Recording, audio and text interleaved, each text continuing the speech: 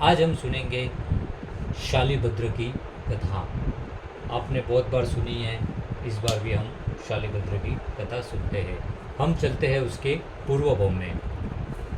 राजगृही नगरी थी और वहाँ पे एक गांव गांव में बहुत सारे गरीब लोग वगैरह भी रहते थे। एक ऐसी झोपड़ी वगैरह थी, एक ऐसा एरिया था कि उसमें बहुत सारे उस क्षेत्र में गरीब लोग रहते थे। लेकिन उसमें एक परिवार तो ऐसा था कि उनको खाने तक का अनाज भी नहीं मिलता था।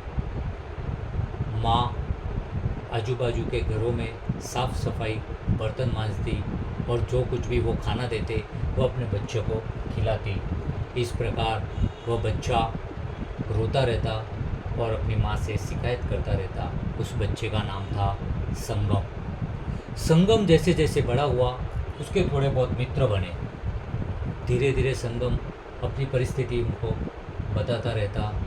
तो उसके मित्र ने कहा कि तूने गए भव में कुछ पुण्य किया नहीं है, इसके लिए तुझे इस भव में इस प्रकार के पाप उदय में आ रहे हैं। इस भव में तू कुछ ऐसा पुण्य कर कि तुझे अगले भव में उसका पुण्य मिले।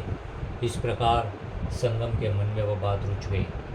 संगम ने धीरे धीरे सभी जानकारियाँ प्राप्त होती रही और उसने सोचा कि मैं कैसा अभागा, मुझे ना खाने को मिलता है तो मैं कहाँ से कुछ पुण्य करूँगा।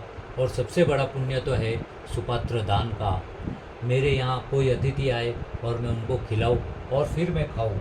इस प्रकार उसके मन में वह भावना बढ़ती गई। एक बार कोई त्यौहार आया और हर घर में मिठाइयाँ बनने लगी। उस जमाने में सबसे अच्छी मिठाई थी खीर की।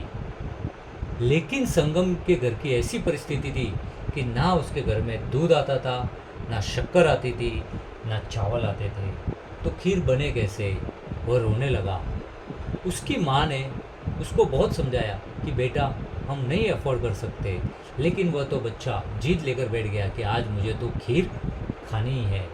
जब बच्चा रोने लगा तो आजू बाजू की बहनें आई और उसकी माँ को पूछने लगी। उसकी माँ ने कहा इसको खीर खानी है। तो किसी पड़ोसी ने उसको दूध दिया, किसी ने घी दिया, किसी ने शक्कर दी और किसी ने चावल दिए। इस प्रकार खीर बन गई। खीर बनने के बाद माता उसको थाली में देकर काम करने चली गई। बच्चा भूखा था, खीर थी, जिंदगी में पहली बार देखी थी और आज उसके मन में विचार आया कि गए भव में मैंने पाप किए तो इस भव में मुझे उदय आए। अगर इस भव में मैं कुछ पुण्य करूं तो अगले भव में मुझे कुछ अच्छा मिलेगा।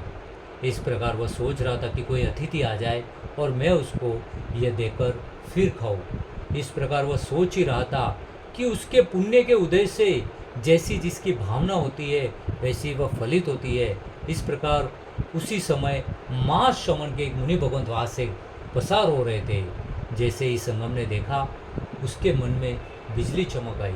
उसने सोचा ओहो मेरा भाग्य तो जाग गया और वह सीधा उठ के मुनि भगवंत के पास गया। मुनि भगवंत वो कोई साधारण मुनि भगवंत नहीं थे। आज उनका मास कमन का पारना था और वह गोचरी के लिए निकल पड़े थे। जैसे ही संगम ने देखा, सीधा उनके पीछे दौड़ा और मुनि भगवंत को बुलाया और उसके पात्र में पूरी की पूरी थाली ही उड़ेल दी, जैसे हम देख रहे हैं। इस प्रकार संगम के भाव उस समय इतने थे कि ओह ये मेरे पुण्य से ऐसे मुनि भगवंत पधारे। लेने वाले मुनि भगवंत, मास कमन के तपस्वी और वहराने वाले संगम के भाव, और पात्र में जो खीर वह रोके प्राप्त की, वह खीर एक बूंद भी न छका और सीधी की सीधी पूरी पात्र में उड़ेल दी। इस प्रकार संगम ने वह खीर दे दी। शाम को माता आई तो थाली में जो खीर थी वो बची हुई खीर वह चाट रहा था। तो माता ने जैसे ही देखा ओहो मेरे बच्चे ने तो पूरी खीर खा गया और बची हुई थाली भी वह चाट रहा है, कितना भूखा होगा, कैसे खाया होगा। ओहो। और रात्रि के समय संगम तो अपने भावों में था, लेकिन माता की जो वह नज़र गई कि मेरे बच्चे ने खाया आज, और उस नज़र से उसके पेट में शूल उत्पन्न हुआ और संगम उसी रात्रि में काल को प्राप्त कर वह उसी नगरी में भद्रा माता कुक्षी में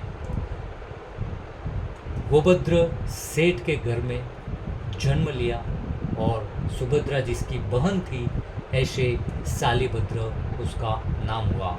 आगे की स्टोरी हम आगे लेंगे कि कैसे शालिभद्र ने अपना जीवन गुरु भगवंत को समर्पित किया, उनकी कितनी पत्नियां थी, कितनी पेटी 99 पेटी जो उतरती थी उसमें कितनी पेटी में खाना आता था, कितनी पेटी में वस्त्र आते थे, कितनी पेटी में और क्या आता था, ये हम अगले वीडियो में देखेंगे। आप सबने हमको सुना, आप सबका बहुत बहुत धन्यवाद। Thank you so much. ऐसे ही हमारे साथ आगे बढ़ते रहे।